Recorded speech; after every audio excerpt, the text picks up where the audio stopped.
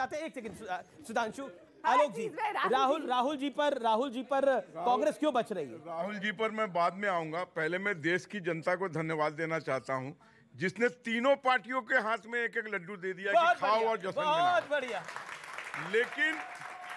लेकिन मैं कांग्रेस की मोहतरमा को कहना चाहूंगा, अरे तीनों पार्टियों के लिए एक एक शब्द, आपके एक एक लाइनर, वन लाइनर बड़े जबरदस्त होते हैं आलोक भाई। नहीं, तीनों लाइन में तो गुजरात में रिकॉर्ड कायम हुआ, आपको एमसीडी में भी एक तरीके का रिकॉर्ड ही कायम हुआ, और बगैर प्ले किए हुए जीत गई हिमाचल में।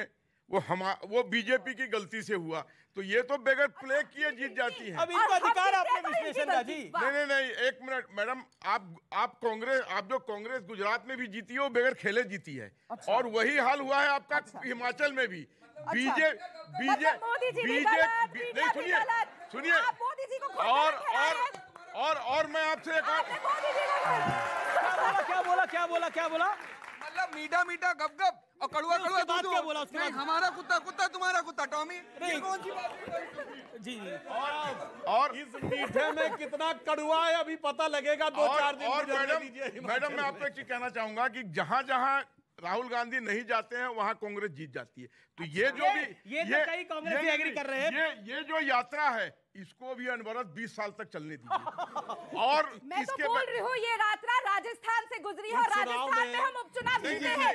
कौशिक साहब, आपका सवाल किससे है और आपकी बात क्या है? सुधांशु जी के वाक्य पटुता के ऐसे ही हम कायल नहीं हैं जी। कितनी आसानी से 3 जगहों पे इनकी सरकार थी, 2 जगहों पे हार गए, लेकिन जीत के जश्न में उसको ढक दिया इन्होंने। कांग्रेस जश्न क्यों नहीं मना रही? हिमाचल का जश्न मनाया। मेरा मूल सवाल यह है कि अभी तक आम आदमी पार्टी पे ये आरोप लगाया जाता था कि कांग्रेस की सीटें खा रही है, वो कांग्रेस की वोट खा रहे हैं। आपको दिल्ली से बेदखल कर दिया है आम आदमी पार्टी ने। क्या आप आम आदमी पार्टी को प्रमुख विपक्षी दल के तौर पे मानते हैं? चुनौती आम आदमी पार्टी मानते हैं या आज भी कांग्रेस आपके लिए चुनौती है? ये हम जानना चाहते हैं। बहुत अच्छा सवाल किया। अरे यही तो बड़ी मजेदार बात होने जा रही है।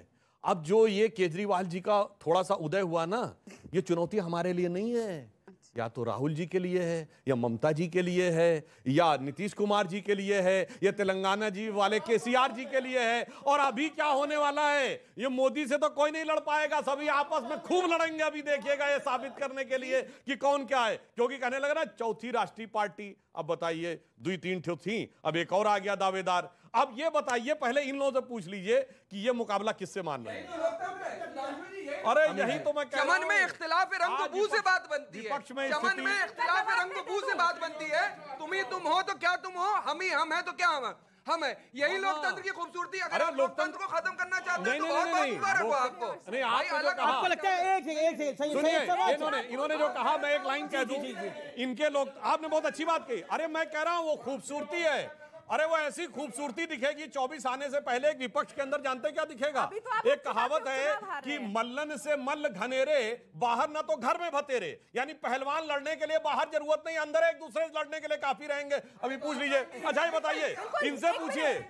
अरे भाई एक मिनट, अरे भाई आप बोलिए, मैं सिर्फ ये कह रहा हूं। अच्छा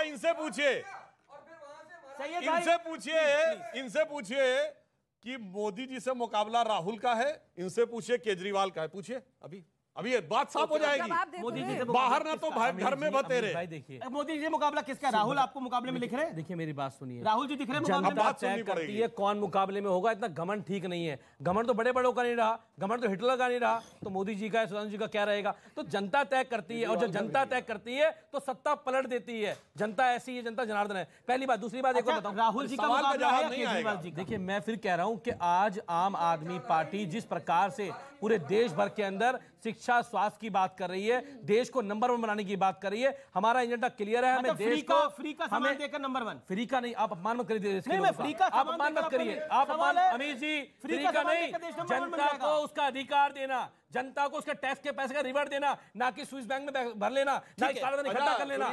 कालाधन आएगा आ गया क्या देश में?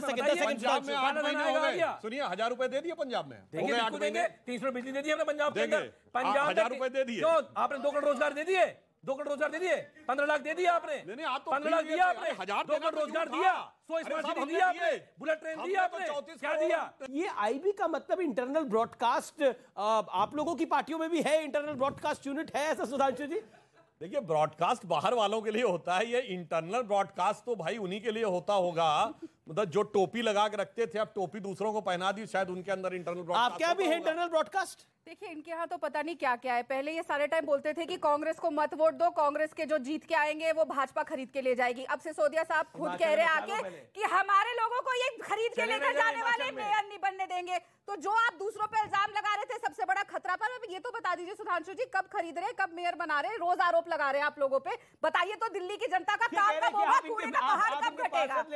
केजरीवाल जी टीवी चैनलों पे जो लिख लिख के दे के आए थे, कहे से लिखे का महत्व अधिक मतलब होता है। और सुनिए, और लिखे से भी अधिक महत्व किसका होता है? मैं कसम खाता हूं कि कभी भी 15 लाख कसम सीधा खाता अकाउंट में जाएगा कि कांग्रेस की कसम खाता हूं, सीधा 15 लाख मिलेगा, 2 करोड़ रोजगार सबको मिलेंगे, नहीं। स्मार्ट सिटी मिलेगी, बुलेट ट्रेन चलेगी। एक पब्लिक से देखिए क्या सवाल है, बोलिए सवाल आप बोलिए, एक लाइन बोलिए फिर छोड़िए। कसम, ये पता नहीं फैमिली को बीच में ले आते हैं। इन्होंने पहले एक बार ट्वीट किया था कि एलजी साहब आप तो मुझे जितना डांटते उतना तो मेरी पत्नी भी नहीं डांटती। अब जो घर में डांटा फटकारा दुत्कारा जा रहा है, उसके लिए बाहर क्या बात करने की बात करना। जी राधिका आप दिल्ली से खुद आती हैं। दिल्ली एमसीडी में जो डिबैकल हुआ है, और इंटरेस्टिंग बात ये थी कि आपके जो प्रदेश अध्यक्ष जनाब थे